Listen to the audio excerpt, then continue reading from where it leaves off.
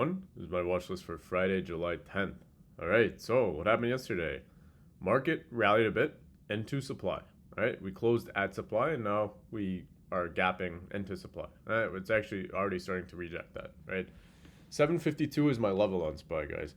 If we get above 752, we can get a push into 756. This was that previous supply from back here in June. Okay, if we get above 752, 756 is my next level.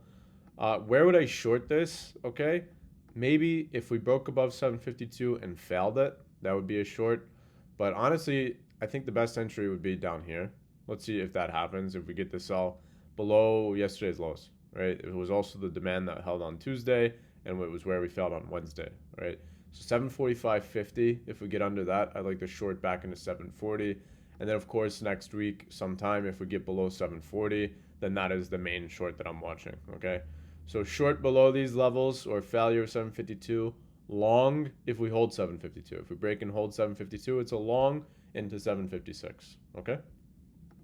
QQQ is just an ugly chart for me. Right. It's in the middle of this range, and I will not be touching QQQ today. Right.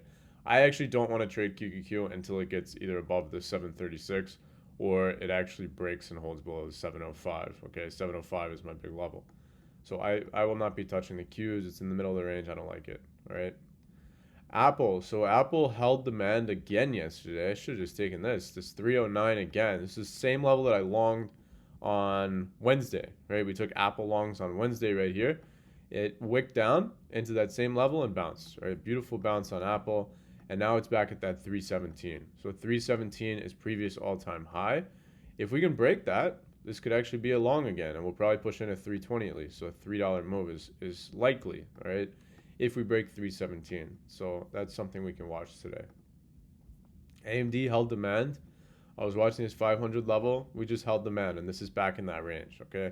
So this range is really 560 to 500, and it's just been gravitating towards both of those sides, and it hasn't broken either side, right? If eventually we break out, then we can look for longs. If we break down below 500, we can look for shorts. Amazon, I do like for longs today above 250, okay? 250, that was that area from back here. Amazon is an outperformer, right? If this can break above 250, then I have room back in at 254, right? So that's something I'll be watching today. Meta is insane. Meta, ever since we bounced off of 580, remember I said, what was this, last week? I said, if as long as Meta holds 580, this is a bullish chart, right?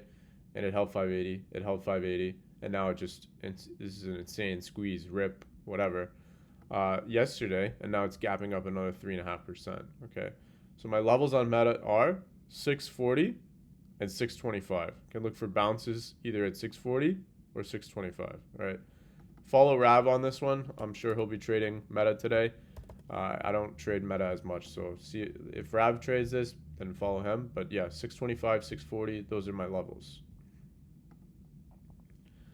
Netflix not doing much. I mean, I said this has to hold 75. It's kind of holding. It's just a little bit choppy right now. POTR I do like today, right? So 125 was that level we had talked about before, right?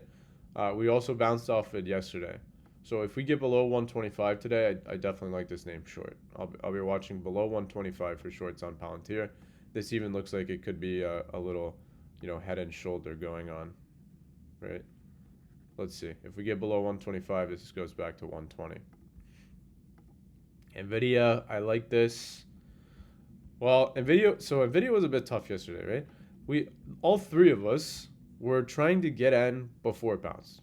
Just that's what happened, right? We didn't want to miss out on the trade, so we were getting in right here, right? We were getting in at 200.50, 201, 200, and we didn't want to miss out on the bounce because a lot of the time these names will just come down and snap and rally, and we miss out. And we didn't want to miss out, so we tried to get an early entry. It didn't work, right? It was just a bit too heavy. But then we re-entered right here at 1025, this candle, as we started reclaiming 200. And it's wound up going all the way back to 204.50. So you see, our idea was right. And I'm glad we re-entered because I was red. I would have been very red if the second trade didn't work.